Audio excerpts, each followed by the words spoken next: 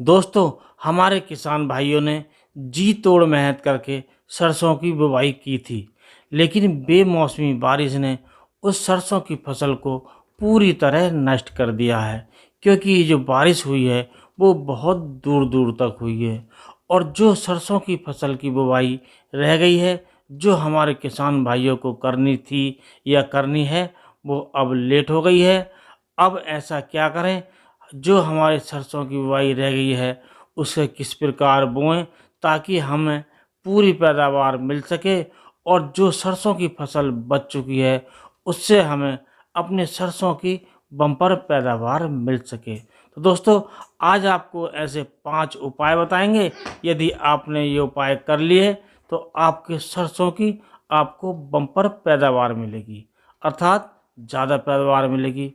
तो दोस्तों, शुरू करने से पहले आपसे अनुरोध करेंगे, यदि आप चैनल पर नए हैं तो चैनल को कर लें सब्सक्राइब, और वीडियो को लाइक कर दोस्तों में शेयर करें, और बेल आइकन के बटन को ऑल पर सेलेक्ट कर लें ताकि नए वीडियो पढ़ने की नोटिफिकेशन आप तक पहुंच सके। तो दोस्तों, जब हम सरसों की बुवाई करते हैं तो विभिन्न प्रकार के फर्टिलाइजर्स हम प्रयोग करते हैं, जैसा कि हम कर चुके हैं। लेकिन सरसों की जो बुवाई है उसे बरसात ने नष्ट कर दिया है। अब हमें जो सरसों की बुवाई जो करनी है, क्योंकि कुछ सरसों की बुवाई रह गई है और कुछ नष्ट हो गई है, तो हमें अब सबसे पहले जो सरसों की बुवाई करनी है उसे इस बात पर ध्यान देना है कि अब हमें जो वैरायटी से समझौता करना है, अर्थात जो वैरायटी हमें बोनी है उसी वैरायटी के पीछे हमें अब नहीं लेना है। क्योंकि दोस्तों, जो सरसों की अच्छी वैरायटियाँ थीं अब पूरी तरह उनका स्टॉक लगभग समाप्त हो गया है, और यदि हम कुछ वैरायटियों को चुनेंगे तो वो वैरायटियाँ लेट हो गई हैं। यदि हम सरसों की बुवाई करना चाहते हैं और उसमें 45S46 हमारे किसान भाई ज़्यादा पसंद कर रहे थे, उससे बोना चाहते हैं, तो अब वो लेट हो गई है। उसी जगह आप 45S35 इस प्रकार की सरसों को बोएं, क्योंकि ये जो सरसों की वैरायटी है इससे आपको ज़्यादा उपज मिलेगी, क्योंकि ये जल्दी आ जाती है। इसकी जो क्रॉप है वो कम समय में पककर तैयार हो जाती है, और इसको बोने से ये फ़ायदा होगा कि आपको उपज पूरी मिलेगी। क्योंकि दोस्तों, बाद में जो समय में परिवर्तन होते हैं उससे पहले ही पहले हमारी सरसों की फ्लावरिंग स्टेज पूरी हो जाएगी, फली बनकर तैयार हो जाएंगी। कुल मिलाकर हमें पूरा उत्पादन मिलेगा। अब दोस्तों, बात करते हैं फर्टिलाइज़र्स अर्थात यूरिया की। क्योंकि पहले ही हम डीएपी, सिंगल सुपर फास्फेट या एमओपी वगैरह हम डाल चुके हैं, तो हम यूरिया की बात करते हैं। यदि हम पहले पानी दे रहे हैं तो उस समय हमें जो यूरिया की मात्रा देनी है वो देनी है 60 किलोग्राम प्रति एकड़ के हिसाब से। हमें इसे 2 बार भी दे सकते हैं और 1 बार में भी दे सकते हैं। यदि हमारी ज़मीन मोटी है तो हम इसे केवल 1 बार में दें, अर्थात प्रति एकड़ के हिसाब से 50 से 60 किलोग्राम यूरिया हमें देना चाहिए। यदि हमारी ज़मीन हल्की है, रेतीली है, सिवाई है, तो इस मात्रा को हमें 30-30 किलो 2 बार में देना है। एक हम पहले पानी पर दे सकते हैं और दूसरा जो देना है हमें, हम दूसरे पानी पर दे सकते हैं।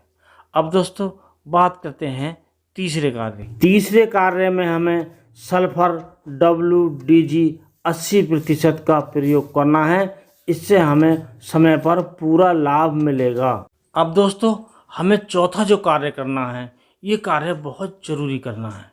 ये करना है NPK 19-19-19 या NPK 20-20-20।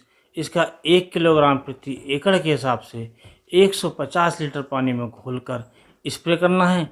यदि हमने ऐसा कर दिया तो हमारी फसल अच्छे से ग्रोथ करने लगेगी, अर्थात जो ग्रोथ उसको 2 महीने में करनी थी वो 1 महीने में कर जाएगी, और हमारा जो आने वाला समय है, जो फ्लावरिंग स्टेज होती है, वो जल्दी निपट जाएगी और हमारे खेत में फलियां जल्दी आ जाएंगी।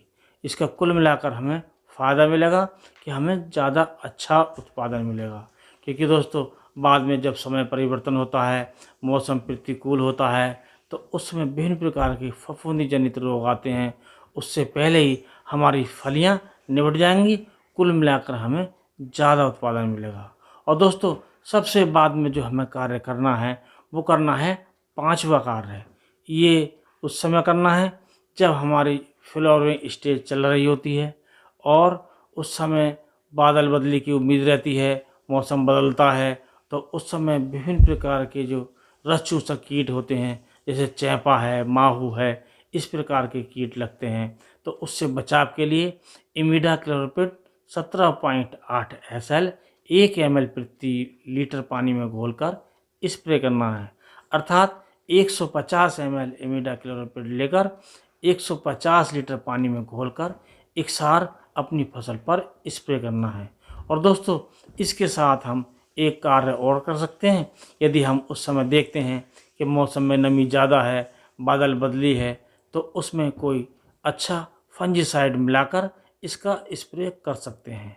यदि हमने इस प्रकार ये 5 कार्य कर लिए तो हमें जो सरसों की फसल को नुकसान हुआ है बरसात के कारण, बेमौसमी बरसात के कारण, उससे हम किसी हद तक उबर सकते हैं और ज़्यादा उत्पादन ले सकते हैं। तो दोस्तों, आज की वीडियो में बस इतना ही। अगले वीडियो में नए टॉपिक के साथ फिर मिलते हैं। तब तक के लिए नमस्कार।